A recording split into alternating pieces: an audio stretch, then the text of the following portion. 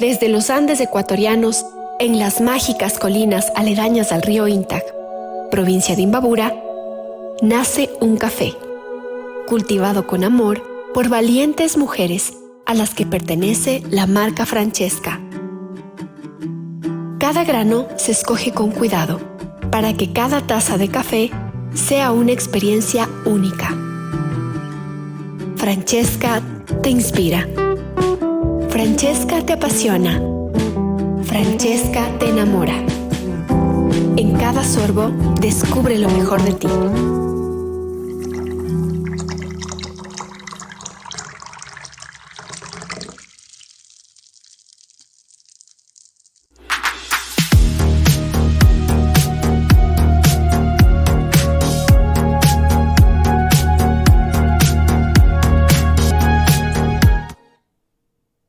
Compañeras, compañeros, muy buenas noches.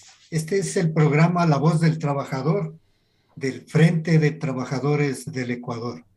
Queremos agradecer también al Comité Centenario 15N por auspiciarnos y por apoyarnos en esta labor que cumplimos con todos los trabajadores ecuatorianos. Esta noche hemos invitado a un amigo de los trabajadores, a un destacado intelectual que ha acompañado la lucha de los trabajadores desde sus años juveniles, que coincidieron con el inicio del Frente Unitario de Trabajadores. Así que tenemos un actor más, ¿no? Un hombre, un militante orgánico de este proceso del movimiento obrero ecuatoriano. Y por tanto, creo que podemos profundizar algunos temas. Mario Hunda, él es docente de la Facultad de Ciencias Sociales y Humanas de la Universidad Central.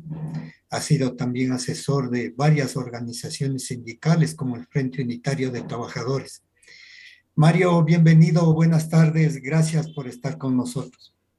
Bueno, primero un saludo cordial a todas las personas, sobre todo a los trabajadores que siguen este programa. Luego un agradecimiento por la invitación a conversar sobre temas que creo que nos interesan a todos. Gracias, Mario. Pues vamos al tema. El tema de hoy, bueno, el título que le pusimos exactamente no corresponde a la idea que tenemos para conversar con Mario, pero a veces da la impresión, en el país por lo menos, de que la reforma laboral es una discusión de abogados, que es una discusión sobre temas jurídicos, de que ese es el contenido y el fondo del asunto, ¿no? Y digo el fondo porque lo que aparece en la discusión es de si somos o no somos constitucionalistas, si somos o no somos respetuosos del Código del Trabajo, cuando en realidad hay una corriente profunda subterránea que obliga tanto a los empresarios como a los trabajadores a enfrentar esta situación que en los hechos aparece, o por lo menos en la discusión aparece como una discusión jurídica. Eh, Mario, en ese sentido, en otros ámbitos de los economistas, de los sociólogos, mucho se habla de la crisis del capitalismo, ¿no? Que el capitalismo está tratando de salir de una crisis prolongada, ¿no? De lo, y que ha entrado en una fase de estancamiento, de envejecimiento del capitalismo, y que eso le da ciertas características. En todo caso, lo cierto es que de esta crisis el capitalismo tiene a mano una gran reserva material, ¿no? Que es todo el avance tecnológico que ha logrado, sobre todo en lo que es la informática, la electrónica, la cibernética, que es precisamente lo que viene aplicando para cambiar su base tecnológica y recuperar su tasa de ganancia. ¿Qué hay cómo tú enfocarías esta fase del capitalismo, esta crisis del capitalismo? Y en ese marco, ¿cómo ubicarías el proceso de robotización y de digitalización de los procesos de producción, de los procesos de trabajo? Bueno, efectivamente, vivimos situación como la que has descrito hace un rato. Por un lado, tenemos una crisis del capital, una crisis capitalista mundial, ¿no? Yo creo que a diferencia de otras crisis que ha vivido el capitalismo en el pasado reciente, estas anteriores no eran de un alcance mundial tal como la que se está viviendo ahora. Quizás nosotros deberíamos retrotraernos a las crisis de los años 30 para hablar de otra crisis del capitalismo a nivel global y sobre todo una crisis que afecte a los centros del capitalismo, ¿no? A los grandes países capitalistas, a los países capitalistas más desarrollados o a los países de economías imperialistas y monopólicas.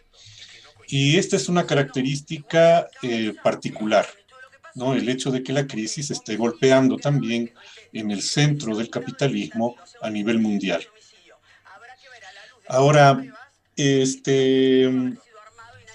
esta crisis comenzó alrededor de 2008, 2009, con la burbuja financiera, como se le llamó en aquella época, ¿no?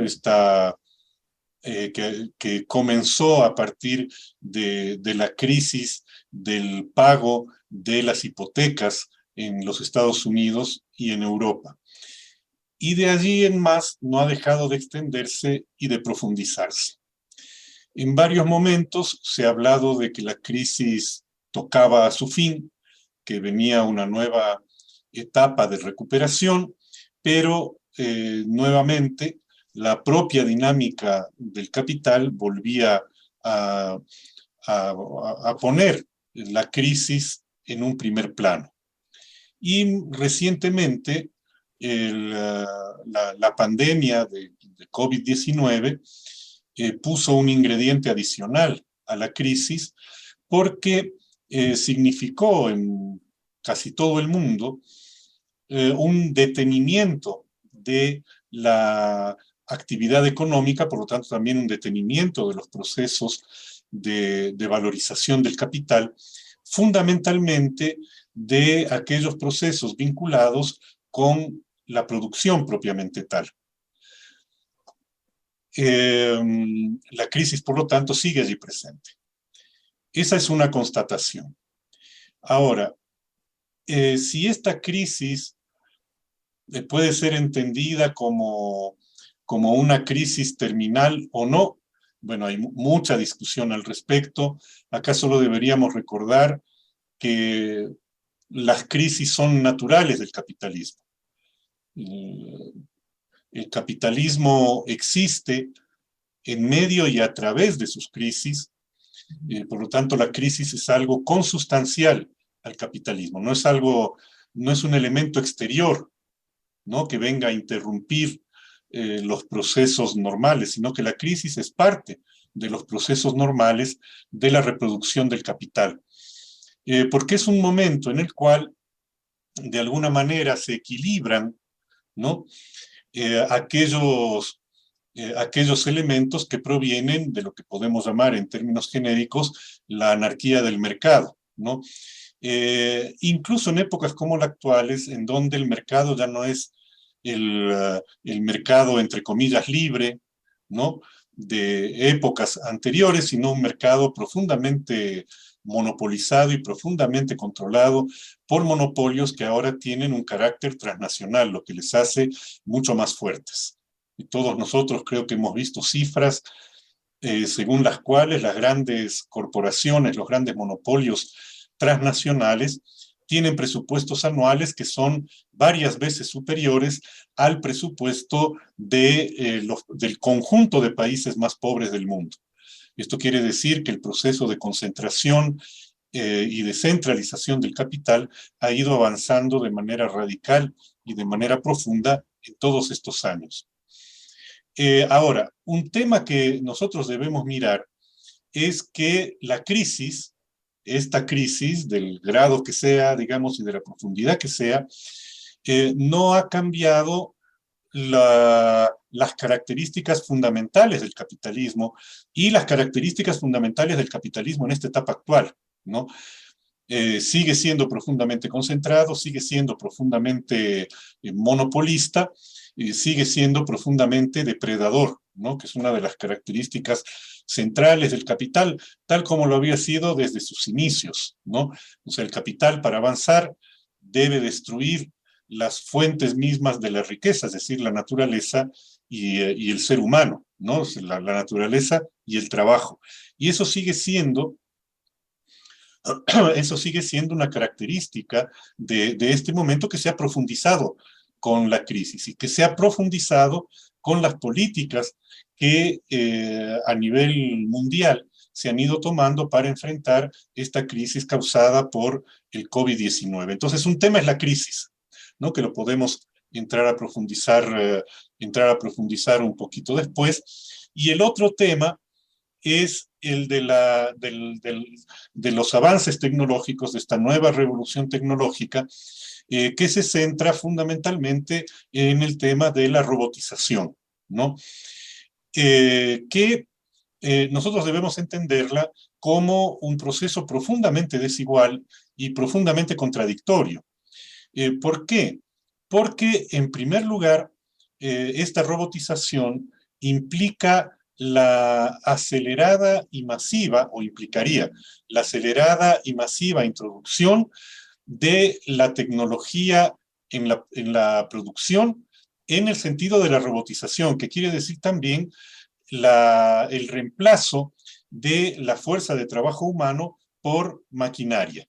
Entonces, las nuevas tecnologías que aparecen bajo la forma de robots, ¿no? En cualquiera de las formas que tiene la robotización, desde robots con forma humana, por ejemplo, que sirven cafeterías o dan noticieros en el Japón, hasta brazos robóticos, como ocurre en la industria del automóvil, ¿no? En donde no tienen ninguna similitud con la forma humana, ¿no es cierto? Pero es una maquinaria de brazos robóticos que tienen la capacidad de tomar las piezas, ensamblarlas, en fin, digamos, todo el proceso que hacía antiguamente la mano humana, ¿no?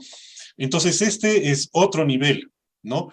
Que vienen juntos porque coinciden en el tiempo y se alimentan mutuamente, pero que no son exactamente lo mismo, ¿no? En el caso de la robotización, yo creo que una primera cosa que nosotros debemos analizar es el diferente ritmo de implementación de la robotización en la economía capitalista. En primer lugar, diferente ritmo según determinadas ramas de la economía. Es decir, hay algunas ramas en donde puede la robotización y el reemplazo de la fuerza de trabajo humano por la maquinaria pueden avanzar de modo más rápido, ¿no? Hay otras ramas de la economía en las que, en cambio, no es tan sencillo que puedan hacerlo, ¿no? Entonces, hay una primera diferencia en la aplicación de la tecnología en este sentido, pues, del que estamos hablando, en la producción, que es por ramas de la economía. Y al interior de cada rama también hay diferencias importantes en su aplicación. O sea, si nosotros pensamos en la industria, es evidente que habrá algunas industrias, vamos a poner, por ejemplo, esto del que estamos hablando, de la industria del automóvil, en la cual sea más, no sé si decir más fácil, porque ahí el tema tiene que ver también con el propio carácter transnacional de los procesos productivos, ¿no? Entonces, por ejemplo, la industria del automóvil no es una industria nacional en ninguna parte, ¿no? Sino que se trata de monopolios internacionales que tienen plantas productoras o ensambladoras en distintos países, ¿no? Y la dinámica de la introducción de las transformaciones tecnológicas en el proceso productivo no tienen que ver con las lógicas ni económicas ni productivas de cada uno de los países, sino más bien con las lógicas de las grandes corporaciones multinacionales, sus lógicas de inversión a nivel global, sus lógicas de valorización del capital, sus lógicas de acumulación que ya se mueven a nivel mundial y evidentemente no es la sumatoria, por decir así, de las ganancias que obtienen en cada uno de los países, etcétera, etcétera, ¿no? En cambio, hay otras actividades en las cuales no es tan sencillo ni tan factible esta introducción masiva de la tecnología. Y lo mismo ocurre si nosotros miramos regiones económicas, ¿no? Entonces, por ejemplo, es evidente que en ciertas zonas del Asia, por ejemplo, en el Japón, probablemente en Corea del Sur, tal vez también en Taiwán, digamos, pueda avanzar mucho más rápido, igual que puede ocurrir en determinadas ramas y regiones en Europa y en los Estados Unidos. Pero en cambio hay otras regiones del capitalismo mundial, las zonas más dependientes o periféricas, en las cuales este proceso se da de un modo más lento, ¿no? No quiere decir que no se dé. O sea, en el Ecuador mismo se está dando este proceso de introducción de la robotización en el proceso productivo, pero evidentemente no tiene ni la misma velocidad, ni la misma intensidad, ni la misma profundidad que lo que se produce en los países capitalistas más avanzados o incluso en algunos países dependientes que tienen un nivel de desarrollo capitalista mayor, como por ejemplo el Brasil, ¿no es cierto? Mario, un poco para irnos centrando en la temática del trabajo, eh,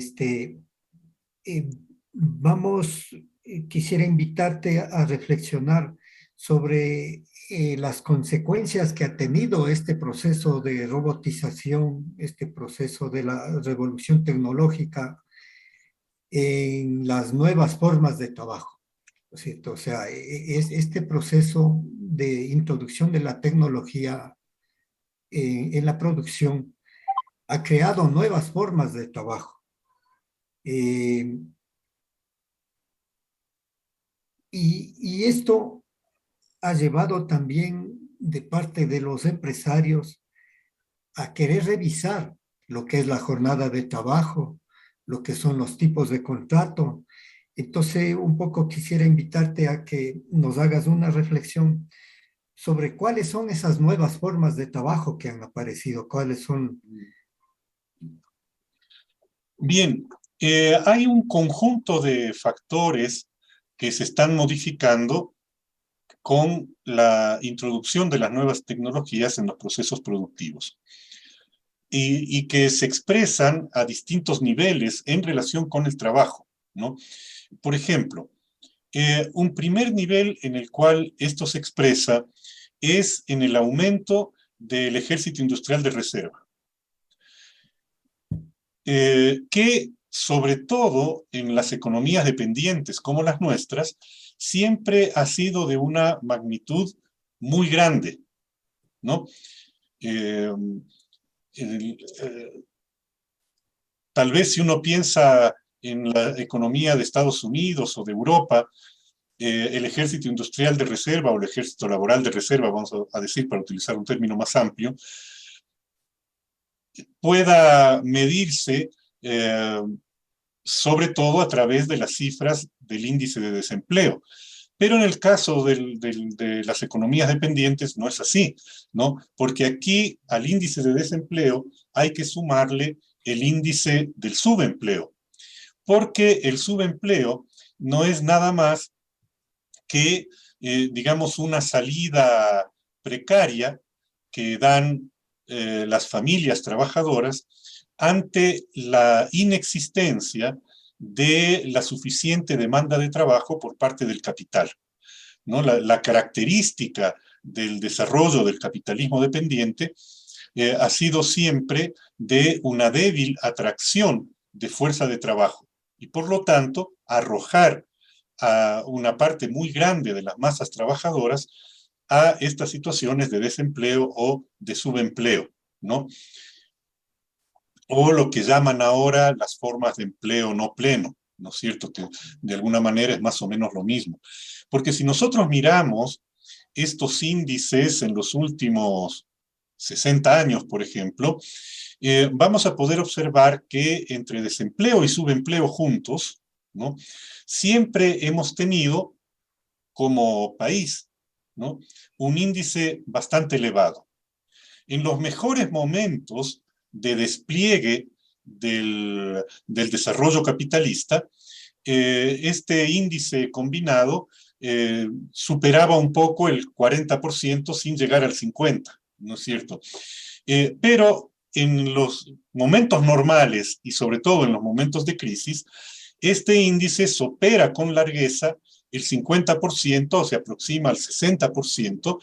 Eso quiere decir, y a veces rebasa ese porcentaje, lo cual quiere decir que la gran mayoría de las masas trabajadoras carecen de un empleo estable, de un empleo seguro, de un empleo entre comillas digno, como se dice en la actualidad, y por lo tanto carece de ingresos suficientes para llevar adelante una vida decente como la que aspira todo ser humano, ¿no? Entonces, el ingreso de la tecnología produce, entre otras cosas, el incremento de los despidos, por lo tanto, el incremento del desempleo y del subempleo. Y esto ocurre porque las nuevas tecnologías que ingresan a la producción reemplazan cada máquina, digamos, puede reemplazar el trabajo de 3, 4, 5 o más trabajadores. Por lo tanto, la modernización que ha venido teniendo el capitalismo ecuatoriano en los últimos años no se ha traducido en un incremento del empleo, sino por el contrario, en un incremento del desempleo y del subempleo. Esto de alguna manera resulta relativamente inevitable porque estas tecnologías, entre otras cosas, se caracterizan por ser ahorradoras de mano de obra, como se dice en términos aparentemente neutros, ¿no? Ahora, no hay otra manera de ahorrar mano de obra que despedir a los trabajadores que están ocupados, ¿no? Y entonces nosotros tenemos allí un efecto, ¿no es cierto?, sobre el trabajo, sobre los trabajadores individualmente considerados y sobre las familias de los trabajadores. Y por lo tanto también una implicación sobre la clase trabajadora porque se incrementa la porción de la clase trabajadora que está en condición de reserva, por así decir, ¿no es cierto? Y se reduce, ¿no?, la porción de la clase trabajadora que tiene trabajos estables, etcétera, etcétera. Entonces allí hay un primer efecto de esta introducción de las tecnologías. Un segundo efecto tiene que ver con las características de la fuerza de trabajo. Como nosotros sabemos, la fuerza de trabajo no es nada más que el conjunto de las capacidades físicas y mentales que tiene una persona para poner en juego durante el proceso de trabajo, ¿no?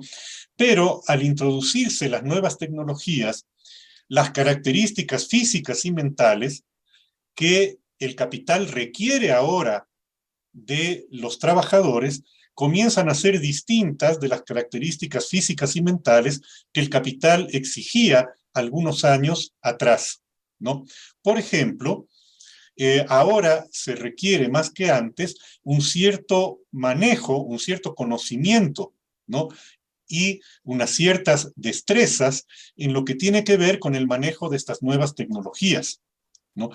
Y acá viene un segundo efecto sobre las clases trabajadoras porque se produce un nuevo tipo de segmentación al interior de la clase obrera, ¿no?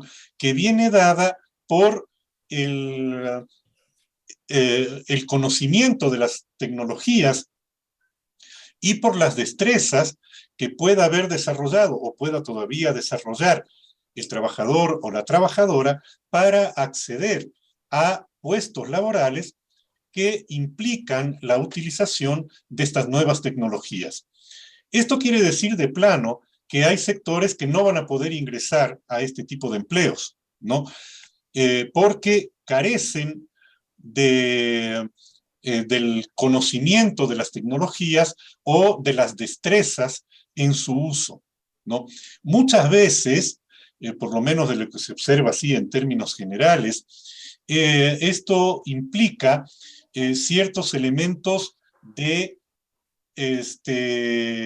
discriminación, por decirlo de alguna manera, hacia trabajadores de edades medianas y superiores, ¿no? Que evidentemente no crecieron en el ambiente natural de las nuevas tecnologías. Las nuevas generaciones, en cambio, pues son nativas, por decirlo así, de un mundo con este tipo de tecnologías y por lo tanto son mucho más hábiles, ¿no es cierto? Su mente está más habituada a las características de estas tecnologías, ¿no es cierto? Entonces se produce una segmentación. Pero también se produce una segmentación por las posibilidades de acceso al conocimiento respecto al manejo de estas tecnologías, ¿no? Eh, es decir, ciertos sectores sociales que por las características sociales y económicas de las familias que pertenecen a ellos, no pudieron darles a sus hijos y a sus hijas el tipo de educación y de entrenamiento que implica para el ingreso al mercado laboral, como para que puedan competir en igualdad de condiciones en este tipo de empleos, ¿no? Entonces, todo esto va generando nuevas formas de segmentación de la clase obrera, que esto va a tener impacto directo en las posibilidades de la organización y en las realidades de la organización laboral. Entonces, allí tenemos unos primeros impactos de las tecnologías en la clase obrera. Otro impacto que me parece importante porque es también incluso significativo en términos numéricos es que se modifica, las nuevas tecnologías permiten modificar la relación entre el capital y el trabajo en la organización del trabajo, ¿no? Que son todos estos fenómenos de lo que ahora se llama el capitalismo de plataformas, ¿no? Tipo Uber y todas estas plataformas que no modifican en su esencia la relación capital-trabajo, sino que utilizan la tecnología para subsumir a los trabajadores dentro de su dinámica y a través de eso saltarse por encima de determinadas regulaciones que estaban anteriormente fijadas en la ley. ¿Por qué? Porque presentan esta relación a través de la plataforma como una relación que no fuera laboral directa. Es decir, como que el trabajador de un Uber o de estas empresas de repartos de alimentos y de mercancías, etcétera, como que no fueran trabajadores de las empresas, sino como que fueran una suerte de trabajadores autónomos, ¿no es cierto?, que entran en algún tipo de convenio con las empresas que manejan las plataformas. Pero esto evidentemente es un subterfugio del capital que se mueve en estos espacios, porque es obvio que el resultado final es que el trabajador queda sometido a las decisiones de la empresa. O sea, el trabajador no es un trabajador autónomo. O sea, incluso su propio trabajo, la realización de su propio trabajo, depende de que esté conectado a la plataforma y depende de que la plataforma lo conecte con el trabajo, ¿no es cierto?, y con la actividad que va a realizar. Es decir, se trata, pudiéramos retomar un término que en la década de los años 80, si no recuerdo, utilizó un antropólogo mexicano, Jorge Alonso, que hablaba de la proletarización disfrazada, ¿no? Entonces son formas disfrazadas de proletarización las que se dan a partir de las plataformas. Y como son formas disfrazadas, son formas de mucha más precariedad en el trabajo, en las condiciones de trabajo, en las condiciones del ingreso, por lo tanto, en el reparto del excedente entre los trabajadores y las trabajadoras, por un lado, y los propietarios de la plataforma o de la franquicia de la plataforma, por otro lado, ¿no?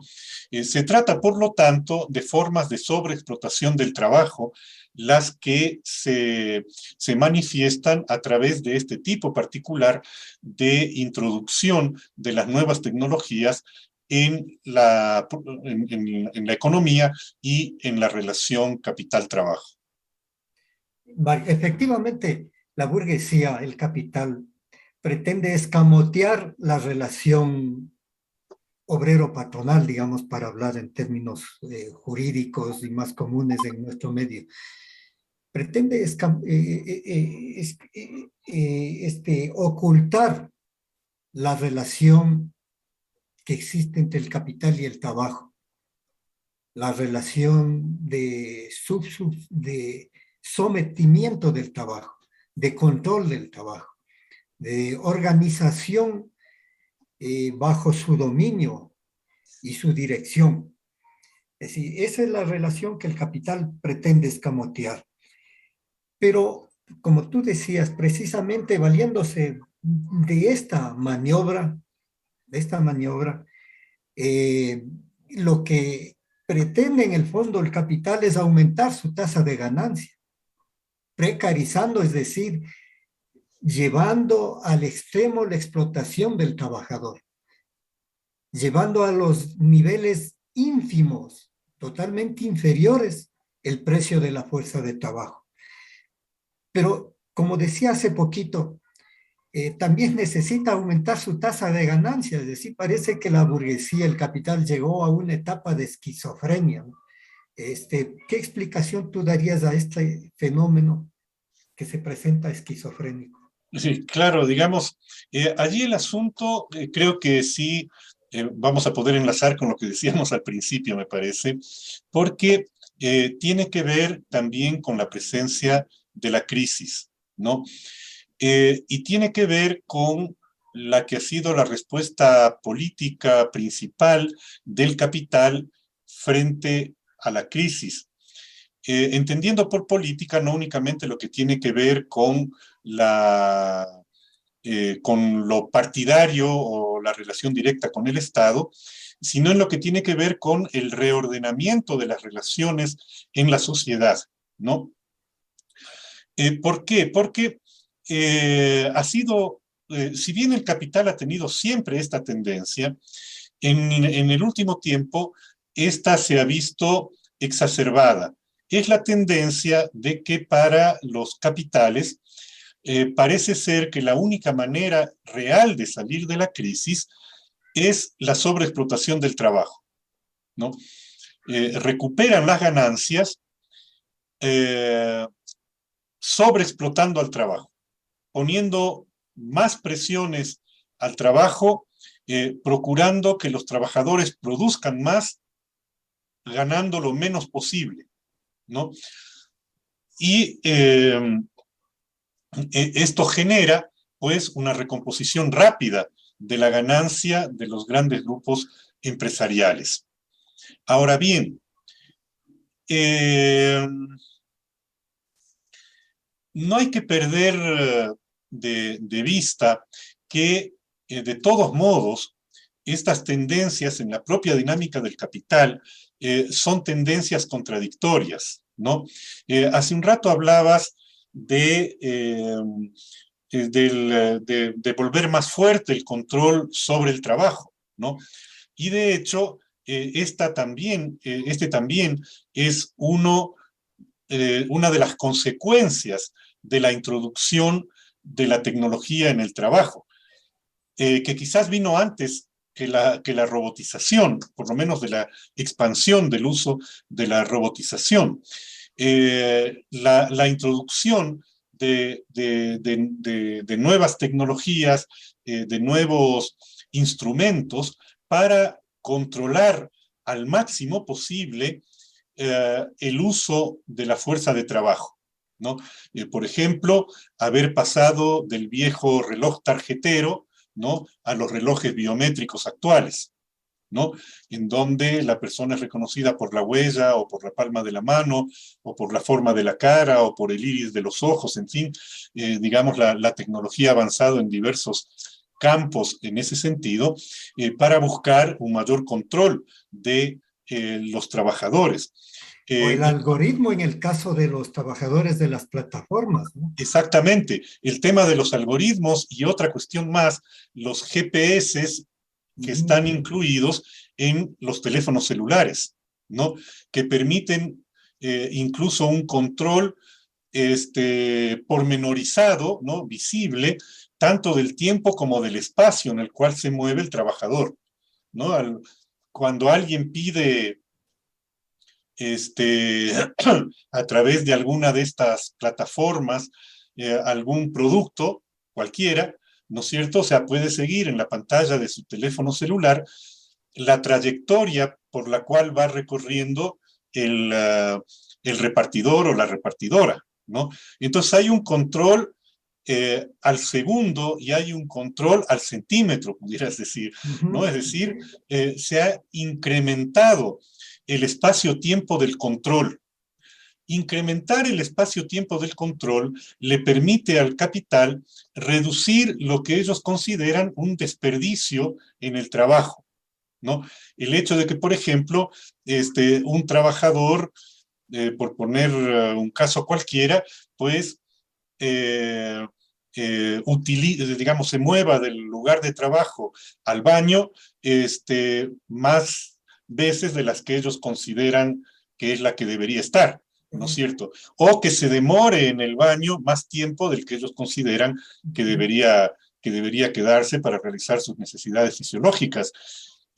O el tiempo en donde hay, pues, estos tiempos, el tiempo del almuerzo o el tiempo del refrigerio, ¿no es cierto? Entonces se trata de reducir, ¿no?, entre comillas, desperdicio del tiempo, que los empresarios lo ven como un robo, ¿no? Y creo que nosotros hemos podido escuchar en las redes sociales e incluso en entrevistas, ¿no es cierto?, cuando se quejan de que los trabajadores les roban el tiempo, ¿no es cierto?, con este tipo de lo que ellos consideran artimañas, ¿no es cierto? Entonces, buscan mecanismos para reducir el tiempo. Entonces, por ejemplo, en algunas empresas se hizo costumbre pasarles un refrigerio a los trabajadores, pero dentro del propio tiempo de trabajo, ¿no? Entonces pasa un carrito por cada puesto de trabajo, dejando un café y un pan o una galleta, y mientras sigue trabajando, sigue tomando el café. Entonces se reduce el tiempo que el trabajador utilizaba antes de alguna manera para recuperar parte de la fuerza de trabajo que se desgasta durante la producción. Al reducirse ese tiempo, se incrementa al mismo tiempo el tiempo de la producción. Por lo tanto, se incrementa la productividad, se incrementa la masa de productos y se incrementa el precio de esos productos, digamos, el valor que reciben por la venta de esos productos en el mercado. Por lo tanto, se incrementa la ganancia, ¿no? Entonces, mecanismos de estos comienzan a extenderse por todas partes y con características particulares según las ramas, según los sectores, según las empresas. O sea, no todas permiten hacer el mismo tipo de juegos, ¿no? Pero, digamos, es la tendencia general la que se va imponiendo por esa vía, ¿no es cierto? Entonces, esto evidentemente es uno de los elementos centrales para incrementar la explotación del trabajo. Al mismo tiempo, las formas de organizar el trabajo, ¿no es cierto?, son pensadas también en función de este incremento de la explotación, que para los empresarios y aquellos que hablan en nombre de los intereses de los empresarios, es simplemente un incremento de la productividad, ¿no es cierto? Entonces, pero por ejemplo, para el mismo caso de los repartidores, o sea, esto significa que se les imponen tiempos máximos de desplazamiento entre unas zonas y otras de determinados recorridos, lo que lleva, por ejemplo, a que deban conducir las motocicletas, por poner el ejemplo más generalizado, a velocidades mayores que las permitidas, digamos, por las leyes, lo que implica riesgos de multas, etcétera, lo cual redunda en contra del ingreso del trabajador, porque es el que cuando va a matricular la moto tiene que pagar la multa, ¿no es cierto? O a utilizar ciertos recortes de camino, ¿no? Cortar camino por zonas que no son propiamente las indicadas, o a conducir en contravía en determinadas vías, lo cual incrementa el riesgo sobre la persona trabajadora, ¿no es cierto? Ya, digamos, sin tomar en cuenta todas estas presiones, ¿no es cierto? Los motociclistas y los ciclistas tienen, digamos, un riesgo bastante grande al conducirse por las calles de una ciudad como Quito o como Guayaquil, bueno, las principales ciudades del país que tienen más o menos la misma dinámica, ¿no es cierto? Entonces, hay una búsqueda de acentuar, ¿no es cierto?, esta sobreexplotación. Evidentemente, si el trabajador reduce el tiempo de trayectoria entre que recoge la mercancía y la entrega al destinatario, esto significa que puede dar más vueltas, por decirlo así, ¿no es cierto? Entonces, por lo tanto, esto va incrementando la ganancia en el sentido más global para la empresa. Bueno, y así, digamos, hay una serie de nuevas maneras de organizar el trabajo que se van sumando a transformaciones que ya se habían venido dando en la producción en años anteriores, ¿no? O en décadas anteriores.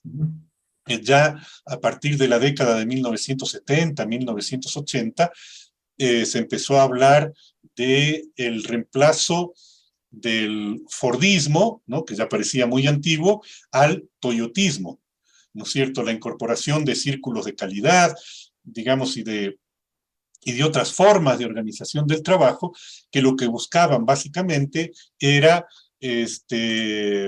incrementar, ¿no es cierto?, a la producción de los trabajadores en un tiempo más recortado, ¿no? Lo del tiempo más recortado es importante porque esto significa que se incrementa la producción sin necesidad de que el empresario deba pagar horas extras o cosas por el estilo, ¿no es cierto? Porque incluso el tiempo puede reducirse. Pero al mismo tiempo, la dinámica del capital es contradictoria en este sentido, porque se buscan maneras también de incrementar la jornada de trabajo, evidentemente sin pagar las sobrecargas de las horas extras, ¿no? Es lo que nosotros vimos con toda claridad en esa ley que recibió el nombre bastante hipócrita de Ley de Apoyo Humanitario en el gobierno de Moreno, que básicamente es lo mismo de las reformas que ha estado proponiendo Lasso, primero en la llamada Ley Creando Oportunidades, y luego que esta no pasó su aprobación en la Asamblea, digamos, a partir de las reformas laborales que está proponiendo en este momento justamente. Entonces hay una modificación de los tipos de contrato de trabajo, en la modificación de los tipos de contratos de trabajo, se permite que el empresario modifique la utilización del tiempo de trabajo, ¿no? Entonces dicen, no cambia nada porque se mantienen las 40 horas, pero lo que pasa es que el empresario puede organizar las 40 horas como a él se le ocurra. Entonces le puede hacer trabajar 12 horas seguidas en un día y tener trabajo solo 5 días en otro momento, pero como eso es irregular, ¿no es cierto? No es que queda fijado tales días sí, tales no. No es que el trabajador tampoco puede aprovechar de otra manera el tiempo que le queda, entre comillas, libre en los días en que se reduce la jornada laboral, ¿no? Mientras que en los días en que se incrementa la jornada laboral, recibe una sobrecarga de trabajo enorme, ¿no es cierto? Con un desgaste tanto en su energía física como en sus capacidades mentales y espirituales, por supuesto, bastante grandes, ¿no? Entonces se incrementa el desgaste de los trabajadores en beneficio de las necesidades puntuales del capital, ¿no? Y bueno, ahí es cuestión de revisar todo lo que está propuesto en la ley de Lazo y en las leyes que propone Lazo y en la ley que aprobó Moreno, para ver todo un catálogo de estos trucos, vamos a decir así, que la burguesía como clase y los gobiernos que están a su servicio, pues están queriendo imponer y de hecho ya están imponiéndolo, ¿no? Y señalar que esto no es una tendencia puramente nacional, ¿no? Pues es una tendencia mundial, o sea, en todo el mundo están discutiendo esto, ¿no? Este Mario, hecho de que... desgraciadamente el tiempo ah, se ha concluido. Creo que tendremos la oportunidad de volverte a invitar, de encontrar ahí un espacio donde volvamos a dialogar. Compañeras y compañeros, como señaló Mario al principio, lo que estamos viviendo es una fase destructiva del capitalismo, una de las peores fases, porque el capitalismo siempre fue destructivo. Es la naturaleza mismo del capital. En su búsqueda de ganancia destruye la naturaleza y destruye al ser humano, destruye a quien le genera la ganancia, la plusvalía, que es la fuerza de trabajo. Sí, el conducir a niveles de empobrecimiento, de trabajo excesivo, de esfuerzo más allá de las posibilidades fisiológicas, sin darle descanso, o de reducirle a una condición de trabajo itinerante, que no tenga las garantías, los derechos de los que hoy gozamos, como seguridad social, como vacaciones, etcétera.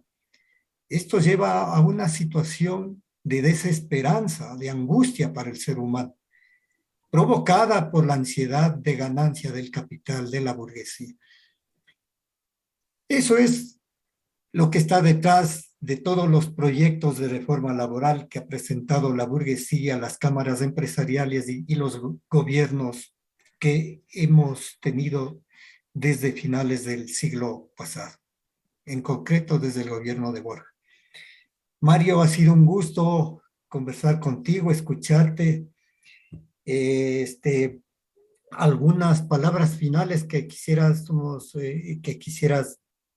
darnos a los trabajadores, a las trabajadoras ecuatorianas.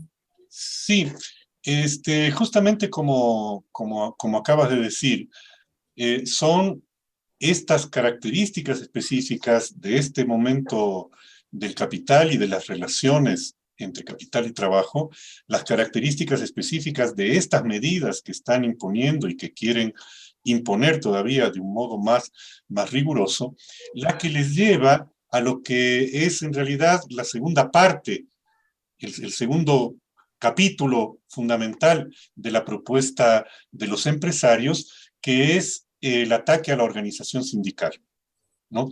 O sea, junto con la modificación de los contratos de trabajo, junto con echarse abajo la contratación colectiva, etcétera, etcétera, o sea, buscan echar abajo el sindicalismo, ¿no?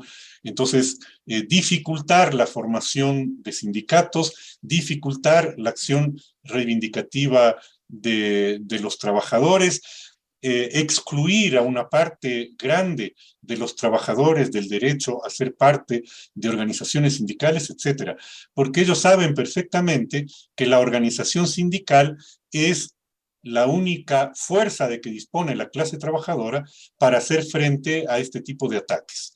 Por lo tanto, yo creo que algo en lo que debemos comprometernos todos y permanentemente, y ahora más que antes todavía, es el fortalecimiento de las organizaciones de los trabajadores. Gracias, Mario. Compañeras, compañeros, un agradecimiento a Hoja de Ruta Radio por habernos permitido una vez más ser la voz del trabajador. Buenas noches a todas y a todos. Muchas gracias. Gracias. ¿Buscas una plataforma para estar informado?